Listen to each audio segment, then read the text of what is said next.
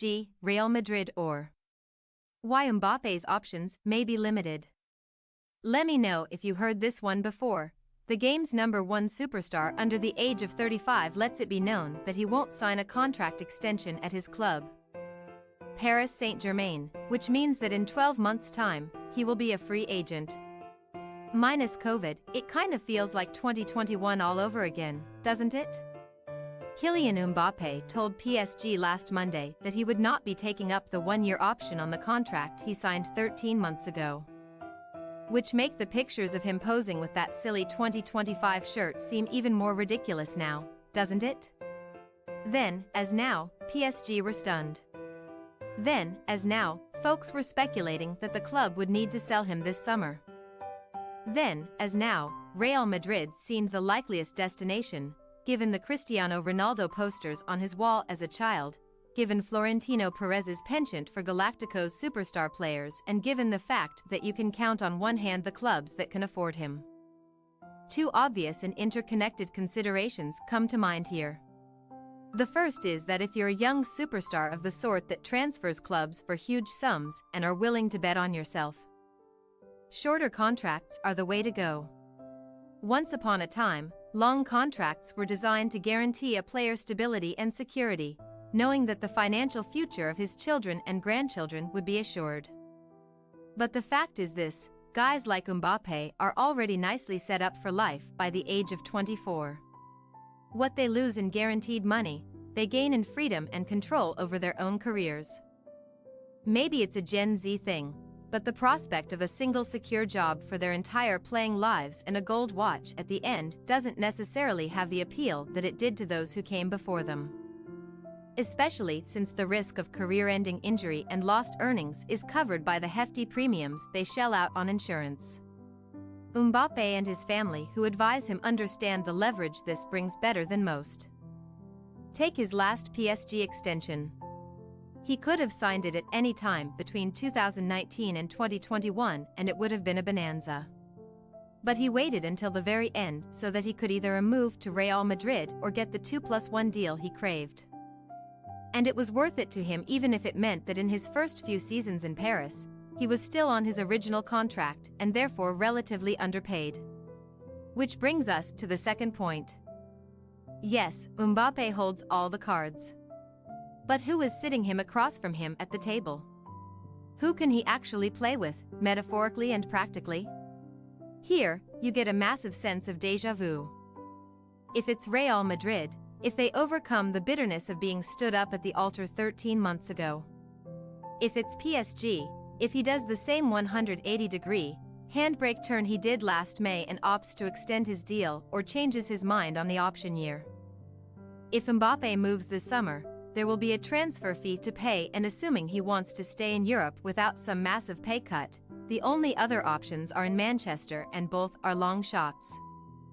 United, for all their pleading poverty and uncertainty over their ownership, could probably find the money, but it's hard to see Mbappe wanting to join a rebuilding club right now. He would add even more quality to City, and a Haaland-Mbappe partnership would be the stuff of fantasy, but does Pep Guardiola want to mess with his treble-winning machine? And even if he did, does Mbappe want to share the limelight, having done so the past couple of years? And does he want to roll the dice given the Premier League charges against City and the possibility of Guardiola moving on when his deal expires in 2025? If not earlier? If the plan is for Mbappe to force a move this summer, remember, he says it's not, but rather that he's simply not taking up the option on his contract, he may have leverage. But no suitors. Would it be different a year from now? Maybe Thomas Tuchel can persuade him to make a lifestyle choice at Bayern. Maybe Arsenal or Liverpool will be ready and willing to make a bold move. Maybe Chelsea will be back in the Champions League and Todd Boehly's grand plan will suddenly make sense. Maybe Barcelona will find more levers to pull. All possible, none of it probable. That's the irony. For all his leverage, his options are limited. It's not quite a monopsony, a market condition where there is only one buyer, but it's also not far off and everything points to Real Madrid. Unless history repeats itself. And that possibility is no doubt making Madrid a little wary. In 2021, when he had a year left on his deal, PSG spent much of the summer saying he wouldn't be moved on. They were true to their word, turning down repeated Real Madrid offers that went as high as €180 million, around $200 million. When the transfer window closed in September 2021, Real Madrid just shrugged and likely thought fine. We'll just get him as a free agent next summer, and a big chunk of that €180 million that was going to PSG will go to him instead.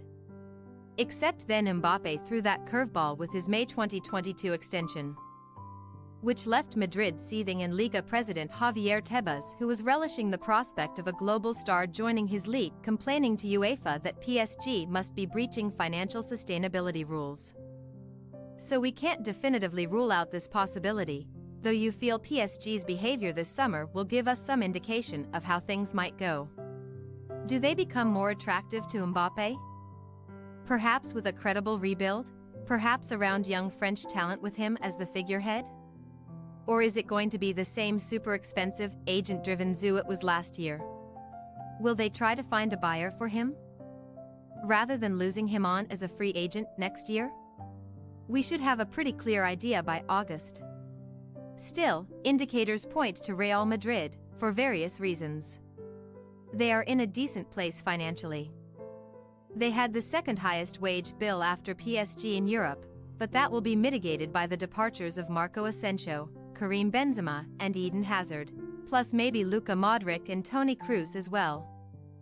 And the fact is that even as their wage bill ballooned, Madrid actually made a profit of €160 million, $175 million in the transfer market since 2020. The money is there, even with the addition of Jude Bellingham. In fact, signing arguably the best teenager in the world should help attract Mbappe to what's being built at the Bernabeu. Is there bad blood from what happened 13 months ago? Maybe a sense of once bitten, twice shy here? They thought he was saving themselves for them. Nobody likes to be stood up, least of all Florentino Perez. Maybe, but it's Mbappe, and you don't become a billionaire like Florentino by having an ego about these things. If you can sign the best player in the world or thereabouts at age 25 for free, then you do that, even though he might have used you like the mean girl in a John Hughes film 2 years earlier. Some are fretting over the fact that Vinicius, Real Madrid's present and future, also plays on the right wing, like Mbappe, and that the latter doesn't like to play through the middle. I don't think that's a huge issue. It's not written in stone that Madrid have to play 4-3-3, you can find solutions there. The biggest indicator, however, are the potential alternatives. If Mbappe doesn't commit to Real Madrid this summer or next, and if he doesn't pull another Mbappe 2022 and extend with PSG, where can he go? And that's the irony of the situation. Mbappe's short-term deal approach gives him freedom and control. But freedom to do what? In the current landscape, unless he wants to take a pay cut or conjure up some sort of novel revenue share arrangement with MLS or move to Saudi Arabia, his options are actually somewhat limited: PSG or Real Madrid. Expect this to rumble on for a long time, but it would be surprising if the outcome were anything other than the clubs cited above. Thanks for your watching. Don't forget to click the subscribed button and hit the bell icon for more.